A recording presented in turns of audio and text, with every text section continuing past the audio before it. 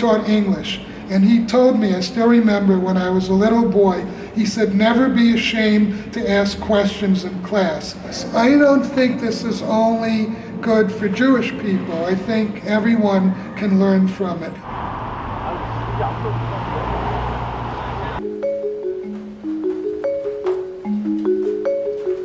우리도 잠깐 공부를 해볼까요? 도서관 모양의 조용한 공부방입니다. 한 사람씩 칸막이로 나뉘어져 있죠. 지금부터 8명의 대학생들은 서양사의 한 부분을 공부하게 됩니다. 3시간 뒤 시험을 보기로 했습니다. 학교 시험도 아닌데 꼼짝 않고 열심히 공부하네요.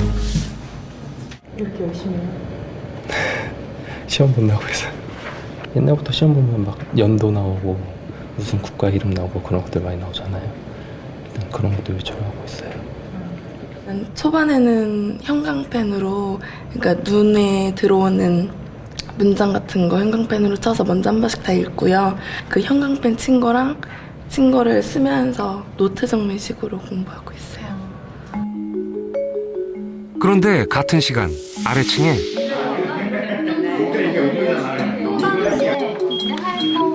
또 하나의 공부방이 있습니다. 말하는 공부방입니다. 이 방에서는 혼자 공부해서는 안 됩니다. 서로 묻고 설명하며 공부해야만 하죠.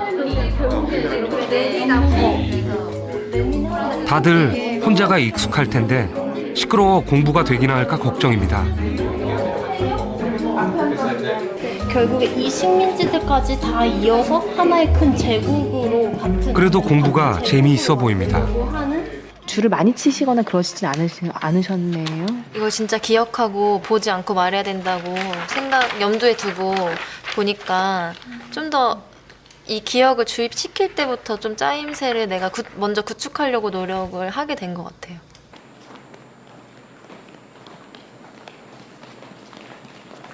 세 시간 뒤 조용한 공부방과 말하는 공부방 학생들이 모두 시험장에 들어섭니다. 또 하나의 공부방이 있었다는 걸 이제야 알았죠. 네, 되게 기분이 어떠세요? 후회돼요. 네, 문제지 펼치고 시험 문제 풀어주세요.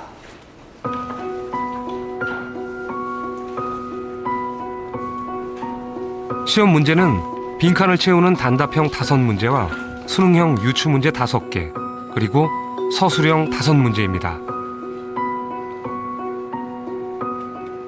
대학 수학능력시험 검토위원이 문제를 출제했고 채점을 하게 됩니다. 시험 시간은 1시간입니다. 조용한 공부방 학생들입니다.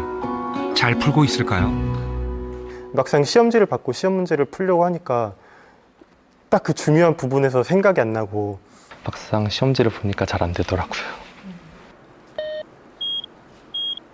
이쪽은 말하는 공부방 학생들입니다. 어디가 시험을 더 잘 봤을 것 같아요? 확실히 여기가 더 잘 봤을 것 같은데요.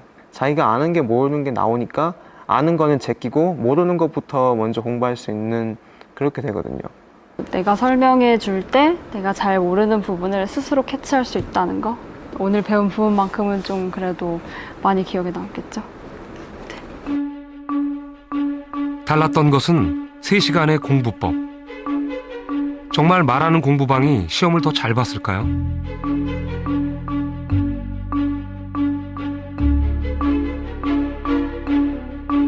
결과는 놀라웠습니다. 단답형 점수가 말하는 공부방이 2배나 높습니다. 수능형 문제도 더 높은 점수를 받았고 서술형 역시 말하는 공부방이 2배 가까운 점수입니다. 말하는 공부법엔 어떤 비밀이 숨어 있을까요?